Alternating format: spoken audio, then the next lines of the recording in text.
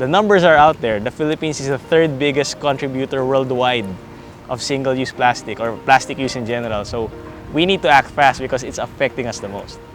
So instead of being a part of the problem, maybe we can be a part of the solution. Hi, I'm Andrew Fernandez. I'm a hotelier by trade. I run the resort operations for Henan Lagoon Resort in Boracay Island. I'm a core member of Plastic Free Bohol and I'm the founder of Plastic Free Boracay. Personally, my story is actually not interesting. Some might find it funny. I was going through a tough breakup, to be honest, and I was just looking for ways to be very productive. I was always a volunteer at heart, so besides doing orphanages, I helped out the Rotary Club. It was just another thing to do because it was only one Saturday every month back then. So I decided to show up. I think it was an October cleanup in 2017, and I've been hooked since then.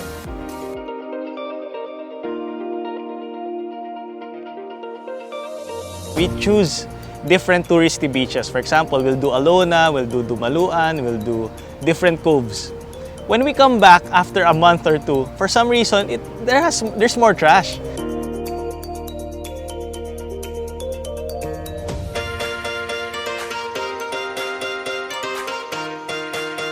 But then we realized because the tide was bringing in a lot of trash. Plastic-free Bohol for me is very effective because besides doing the beach cleanups, which for us is a lipstick service, it's only temporary. We can clean it up, but people are gonna come back and have picnics and litter it all over again, and the tide brings in a lot of trash. So it's only a temporary fix. The good thing about us is we have a voice. So to some extent, what we're trying to do is just dig deep, just keep on doing it. Eventually now, hopefully, we're seeing a lot better in terms of beautification. We're seeing a lot less garbage. I started Plastic Free Boracay out of habit. But the thing I noticed was there are a lot of neglected spaces. I call it the ghosts of parties past. You know, bottle caps, cigarette butts. You'd be random pieces of plastic that, you know, they were either wrapping a cigarette or something, and they were still all around the beach.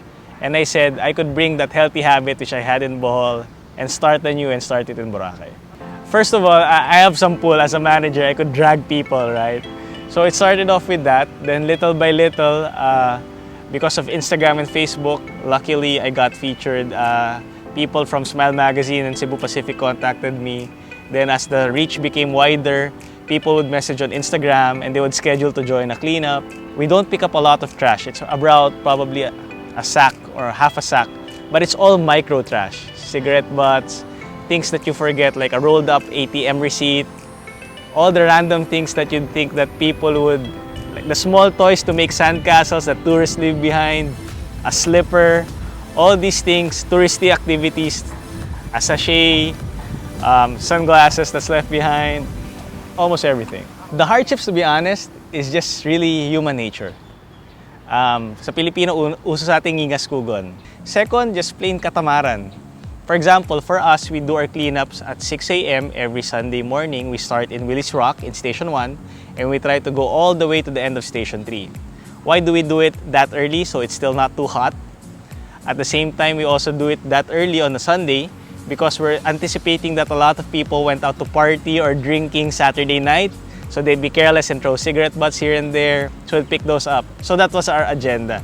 So it's hard for somebody to attract a person to wake up Sunday morning, which is normally you reserve for sleep. There are really days I've gone alone, especially when the weather's bad. They will think, it's raining, nobody's gonna show up. But I still kind of soldiered through. So it's really a challenge to get people to appear and come consistently. The tourism industry is expanding, so it can't be helped. Dumadami yung tao eh. So just like anywhere, so any destination, whether it's a beach, it's a mountainside resort, it's gonna be the same challenge. Ang maganda lang is, right now, maraming conscious na tourists. I can see it all the time. Tourists who pick up trash that's not theirs. A lot of those who help out and volunteer are not from that area. Kasi na-appreciate nila yung ganda ng lugar eh. They traveled far and wide and ended up living there kasi they fell in love with the place. But people who live there, they took it for granted kasi nga they see the beauty all the time. yung pagiging maganda, magka-partner yan sa malinis eh. They're not mutually exclusive eh. Ang isang lugar, gumaganda dahil malinis. Hopefully, people remember that those two pair well, especially the tourism. Ang advocacy natin is to push tourism.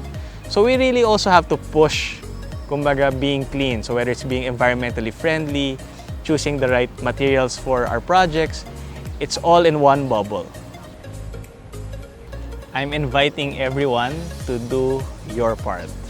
Our part. Kasi my plastic battle is not mine, it's our battle. So it doesn't matter what your age is, it doesn't matter gaano kalaki sweldo mo, we can all do our part. Be more than a keyboard warrior.